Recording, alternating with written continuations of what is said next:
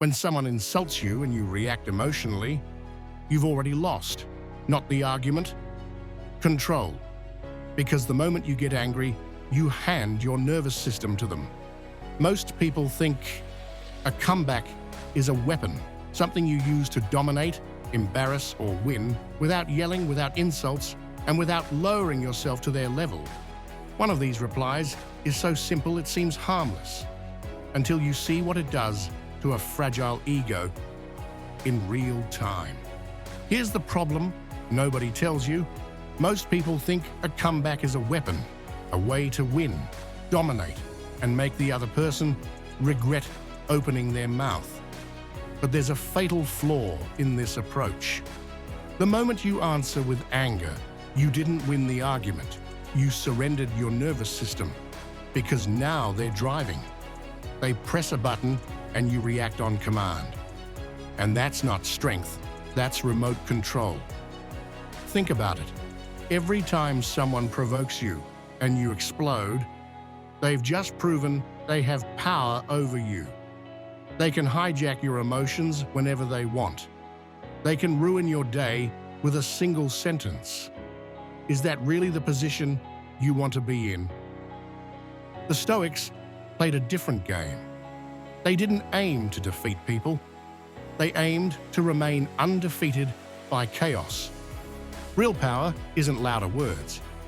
It's the calm that makes the other person's storm look childish. It's the ability to stand in the middle of verbal warfare and remain untouched, unmoved, unshaken. So if you've ever been disrespected by a coworker, baited by a stranger, or stabbed by a family member who knows exactly which nerve to hit, this is for you. In the next minutes, you'll get 5 smart phrases, 5 stoic comebacks that disarm anyone without insults, without yelling, and without begging to be understood. But before we dive into these phrases, you need to understand something crucial. Let's start with the mistake that makes good people lose control. Most of our anger doesn't come from what was said. It comes from what it means. The insult threatens your image. The tone feels like a verdict.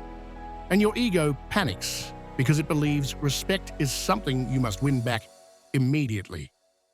Your brain goes into survival mode, fight or flight kicks in, and suddenly you're no longer thinking strategically, you're just reacting emotionally.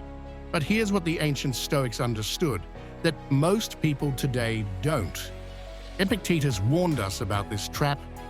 He taught that we don't suffer from events themselves, but from our judgments about them.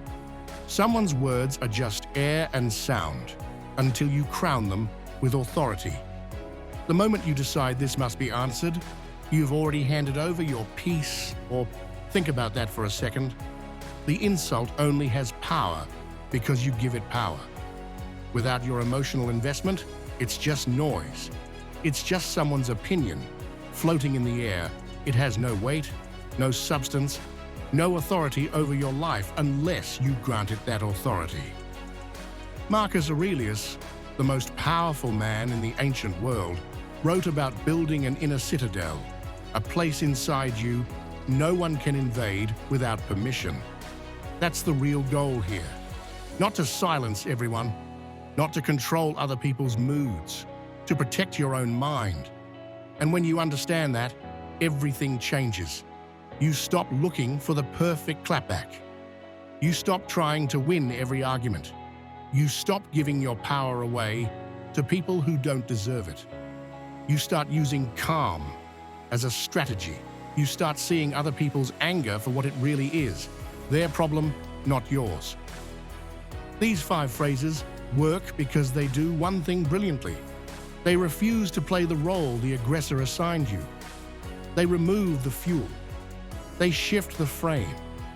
And they keep you standing tall without becoming cruel, without becoming the very thing you're defending yourself against. Phrase 1. Are you okay? Most people hear an insult and think, I'm under attack. I have to fight back. I have to defend myself. I have to prove them wrong. But secure, happy people don't go around tearing others down. Cruelty is often just pain, leaking outward. Think about the last time you saw someone being genuinely cruel to another person. Were they happy? Were they at peace? Or were they clearly struggling with something inside themselves? Hurt people hurt people. It's one of the oldest truths in human psychology. So when someone attacks you, you don't meet them with heat. You meet them with clarity. You look at them calmly and ask, "Are you okay?" Not as sarcasm, not as a joke, as a genuine check-in. That single question flips the dynamic completely. They expected opponent versus opponent. They were ready for a fight. They were prepared for you to attack back. You just turned it into observer versus emotional breakdown. You're basically saying, this reaction is so unstable, so disproportionate, so out of control, that it warrants a wellness check. And here's why it's so incredibly disarming. It forces them to look at themselves. Instead of you scrambling to defend your worth, instead of you explaining yourself, instead of you justifying your existence, they're suddenly confronted with their own state, their own behavior, their own emotional instability. It's a mirror. And fragile egos hate mirrors. They can't stand seeing themselves clearly because what they see doesn't match the image they want to project. So they either back down immediately or they escalate even further, which only proves your point. Seneca wrote that people who lash out are often already suffering.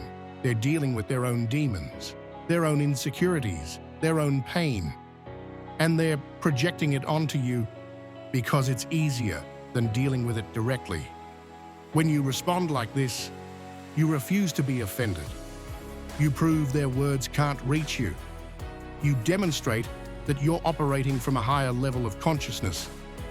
And nothing dismantles an aggressor faster than realizing they're not feared.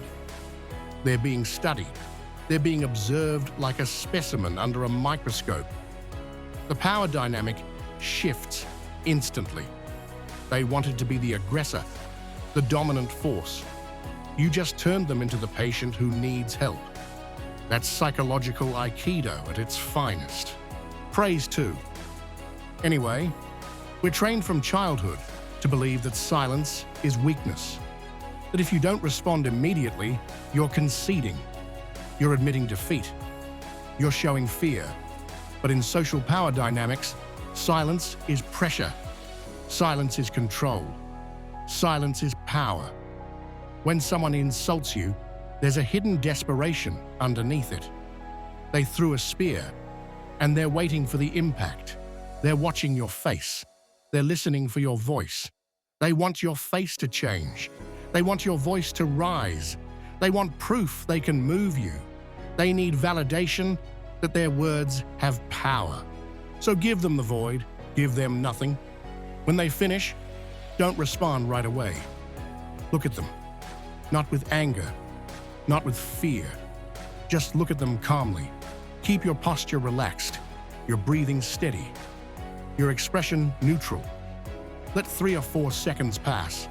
That might not sound like much, but in a heated social interaction, 4 seconds of silence feels like an eternity. That gap is torture for people who feed on reaction. Humans hate social vacuums. We're hardwired to fill silence. Our brain starts racing when we don't get the response we expect. Their mind starts spinning. Did I go too far? Did he even hear me? Why isn't he reacting? Is he thinking of something devastating to say back? Does he not even care enough to respond? Then, after that pregnant pause, you break the silence with one word. Anyway, and you return to what you were doing.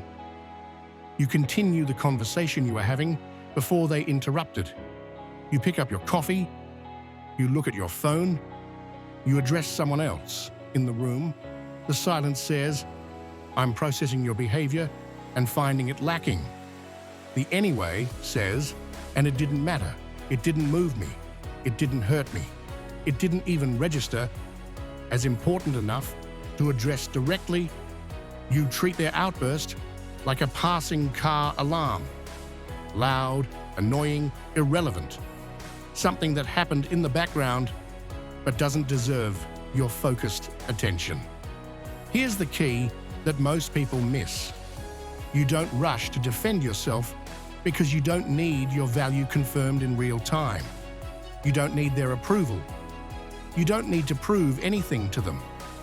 You don't need to correct their misconceptions, because your self-worth is internal, not external. The wise are comfortable in the void. They're comfortable with other people being wrong about them. They're comfortable with misunderstanding. They're comfortable letting false narratives exist because they know the truth, and that's enough. And when you step over the insult and move on, you leave them alone with their anger. And that is a lonely place to be, because anger needs fuel. It needs engagement. It needs resistance.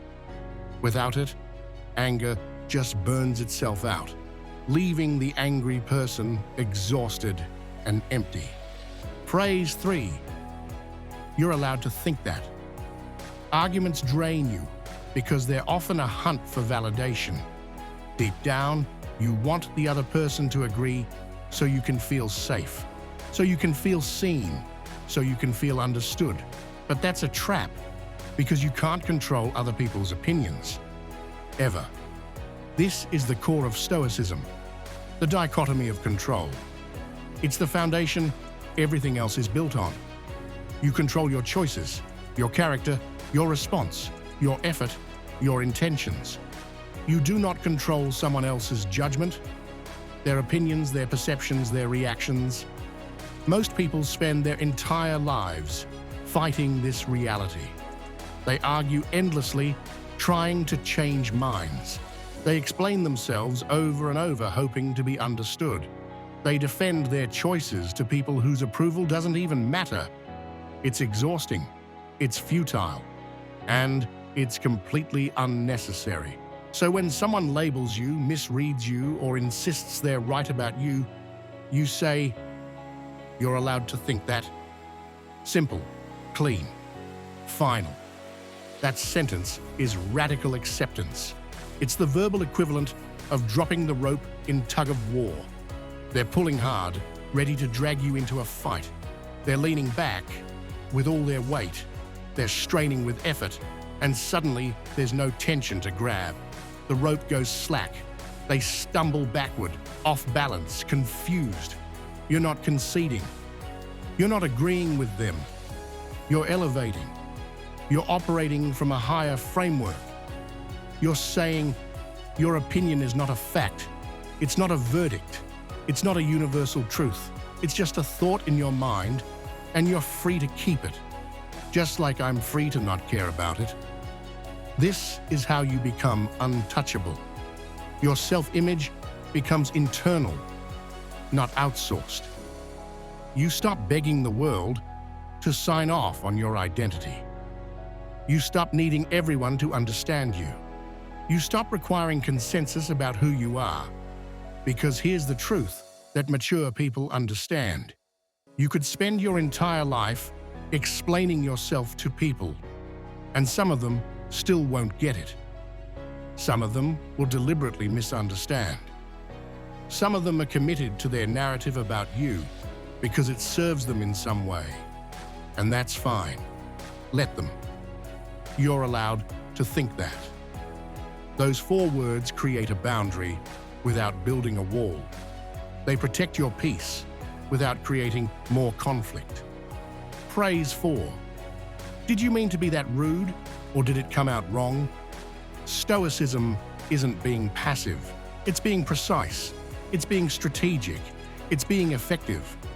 Sometimes you do need to confront disrespect, especially in professional settings or when someone keeps pushing boundaries, but you do it without becoming the monster you're dealing with. You do it without losing your composure. You do it without sacrificing your dignity. This phrase is a surgical strike against bad behavior. It's not a nuclear bomb. It's a scalpel. When someone is rude, they're often on autopilot, stressed, insecure, impulsive, reactive. They're emoting, not thinking. They're venting their internal state onto you without considering the impact. So you calmly ask, did you mean to be that rude? Or did it come out wrong? Notice the brilliance of the structure. You give them two choices, but both choices work in your favor. It's a rhetorical trap disguised as genuine curiosity. Option A. They admit they intended to be cruel, but most people won't do that publicly because it makes them look small. It makes them look like a bully. It makes them look petty and mean-spirited. No one wants to be seen that way, especially in front of witnesses. Option B. They admit they messed up and now have to correct themselves. They have to backpedal. They have to soften their tone. They have to apologize or at least acknowledge that their delivery was poor. Either way, you win. You force them to engage their higher mind instead of their lower impulses. You drag them out of the emotional swamp and into accountability. And you do it without insults, without attacks, without stooping to their level. You're not attacking their character. You're not calling them names. You're not making it personal. You're naming the behavior. You're holding up a mirror to their actions and asking them to acknowledge what they see. You're basically saying, I saw that. Everyone saw that. Do you want to own it? Do you want to be the person who acts like that? Or do you want to take a breath and try again? This shifts you into the role of calm adult in the room. The person who has their emotions under control. The person who can address problems directly without creating more drama. And when you hold that frame, when you maintain that composure, their disrespect collapses under its own weight. Because disrespect requires participation. It requires the other person to engage at that low level. When you refuse, when you stay elevated, the disrespect has nowhere to go. It just hangs in the air, awkward and obvious, making the other person look bad while you look composed. Phrase 5. I'm not the audience for this. Anger is often a performance, like a child's tantrum. It needs an audience. It needs witnesses. It needs someone to react. Without that, it loses its power. It becomes just noise with no purpose. Children throw tantrums to get attention, to get their way, to manipulate the adults around them. Adults do the same thing. We've just learned to dress it up in more sophisticated language. But underneath, it's the same mechanism, the same desperate bid for control through emotional outburst. When someone tries to drag you into a fight, they're recruiting you into their drama. They're casting a play, and they need you to perform your role. They want you to play a role. Victim, villain, fellow screamer. They need you to engage so their performance makes sense. The ultimate Stoic move is to refuse the role, to not audition, to not show up to the theater. You say, I'm not the audience for this. It's final, it's clean. It's devastating in its simplicity. It implies their outburst is a show and you didn't buy a ticket. You're not interested, you're not available, you're not participating. You're not saying they're wrong. You're not saying they don't have a right to their feelings. You're saying this frequency is beneath you. This energy is not something you're willing to match. This is not how you operate. And this is what boundaries look like without shouting. This is what self-respect looks like without arrogance. This is what strength looks like without aggression. Stoicism is fundamentally about protecting your inner fortress, your peace of mind, your mental clarity, your emotional stability. If someone is throwing garbage at the gates of your mind, you don't have to stand there and catch it. You don't have to sort through it. You don't have to respond to it. You can close the gate. You can walk away, not as a victim running from conflict, not as someone who's afraid, but as a person who prioritizes peace over chaos, as someone who values their time and energy too much to waste it on noise, as someone who refuses to let other people's lack of control become their problem. Using these phrases isn't about being savage. It's not about destroying people. It's not about winning arguments. It's about preserving your energy. It's about protecting your peace. It's about maintaining your dignity in situations where others are losing theirs. Every time you refuse to argue with someone committed to misunderstanding you, you buy back a piece of your freedom. Every time you stay calm in the face of chaos, you strengthen your inner fortress. Every time you choose peace over proving a point, you become a little bit wiser, a little bit stronger, a little bit more free. The world is full of people who are angry, lost, desperate to be heard, desperate to matter, desperate to have impact, even if that impact is negative. If you stop to wrestle with every one of them, you'll never reach your destination. You'll spend your whole life in the mud, fighting battles that don't matter, defending yourself against accusations that aren't true, trying to control narratives you can't control. Marcus Aurelius, who ruled the entire Roman Empire and could have destroyed anyone who disrespected him, wrote that the best revenge is to be unlike the one who caused the harm. That's what you're doing here. That's the game you're playing. You're not fighting fire with fire. You're staying cool enough to extinguish it. You're not matching their energy. You're maintaining your own. You're not becoming what you're fighting against. You're remaining who you choose to be. So speak less, pause more. And when you do speak, let your words carry weight, not heat. Let your words come from a place of strength, not insecurity. Let your words create boundaries, not battles. Now comment which phrase you'll use first. Are you okay?